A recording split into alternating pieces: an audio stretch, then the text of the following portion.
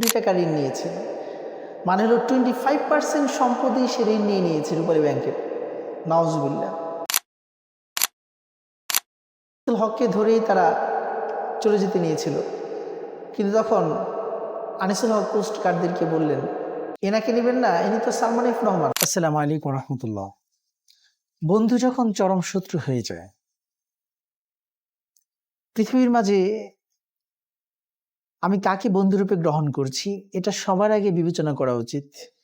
না হলে কিয়ামতের ময়দানে, না হলে হাসরের কঠিন ময়দানে আল্লাহ রাব্বুল আলামিনের সেই মহাবাণী তার জবান দিয়ে চলে আসবে, ইয়া লাইতানি লাম আত্তাখিদ ফুলানান খলিলা। হায় আফসোস, কেন আমি অমুককে বন্ধু বানালাম না, কেন আমি একজন আল্লাহওয়ালা দিনদার মুসলমান মুত্তাকি নামাজ পড়নেওয়ালা পরহেজগার ব্যক্তিকে বন্ধু বানালাম না। আর বর্তমান তো দেখা যাচ্ছে দুনিয়ার হাসরের ময়দানেও কারো কারোর জন্য বন্ধু এমন হয়ে যায় যার জন্য আফসোস করা ছাড়া আর কোনো উপায় থাকে না। সম্প্রতি এর জীবন্ত একটি উদাহরণ হলো সালমান এফ রহমান এবং তার বন্ধু আনিসুল হক। দুই বন্ধু একসাথে পলাতে গিয়ে নৌকার মাঝিরা যখন নৌকার মাঝি ধরা খেয়ে যায়, তখন অবশ্যই আমাদের জন্য এটি একটি চরম কঠিন মেসেজ দিয়ে যায় যে আসলে পৃথিবীতে কেউ আল্লাহর পাকড়াও থেকে বাঁচতে পারে না। আল্লাহ সুবহানাহু ওয়া তাআলা পবিত্র কোরআনে বলছেন, ইন্না বাতশা রাব্বিকা লাশাদীদ, নিঃসন্দেহে তোমার রবের পাকড়াও বড়ই কঠিন, তার পানিশমেন্ট, তার ধরা বড়ই কঠিন। আল্লাহ ছাড় দেন, ছেড়ে দেন না। এই সালমান এফ রহমান রূপালী ব্যাংকের থেকে 22,000 কোটি টাকা ঋণ নিয়েছেন, মানে হলো 25% সম্পত্তি সে ঋণ নিয়ে নিয়েছে রূপালী ব্যাংকের। নাউজুবিল্লাহ। অগ্রণী ব্যাংক থেকে তার যে ঋণ ছিল সেটাকে 17 বার নবায়ন করেছেন। এভাবে তার ফিরিস্তি বললে আমাদের ঘন্টারও লেগে যাবে।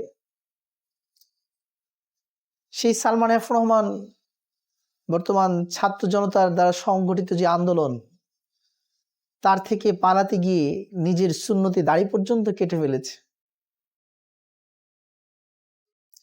দাড়ি কেটে ফেলার পর তার বন্ধু আনিসুল হককে নিয়ে সে পালাতে গিয়েছিল।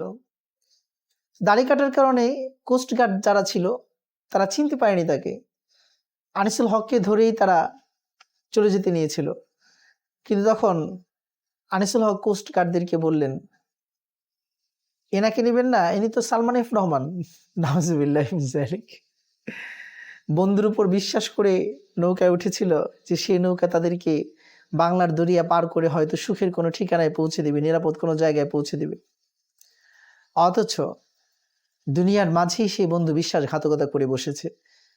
তাহলে একটু চিন্তা করেন, এই আয়াতটি আমাদেরকে পবিত্র কোরআনের সেই আয়াতকে সম্পূর্ণ স্পষ্ট করে দেয় যে দুনিয়ার অপরাধে বন্ধুকে গোপন করা তো দূরের কথা, জিজ্ঞাসা না করা সত্ত্বেও সে বন্ধুকে নিজের সাথে পাকড়াও করাইছে।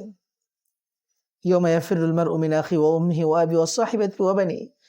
তাহলে কাল হাসরের কঠিন ময়দানে কি অবস্থা হবে, যেদিন ভাই ভাইকে চিনবে না, ভাই বোনকে চিনবে না, মা তার সন্তানকে চিনবে না, বাবা তার ছেলে মেয়েকে চিনবে না। সেদিন সকল সম্পর্ক ছিন্ন ভিন্ন হয়ে যাবে। লা বাইউন ফিহি ওয়ালা খুল্লাতু ওয়ালা শাফাআ, না কোনো বেচা কিনা, না কোনো আন্তরিকতা, না কোনো সুপারিশ, না কোনো আত্মীয়তার সম্পর্ক, কিছুই কাজ করবে না।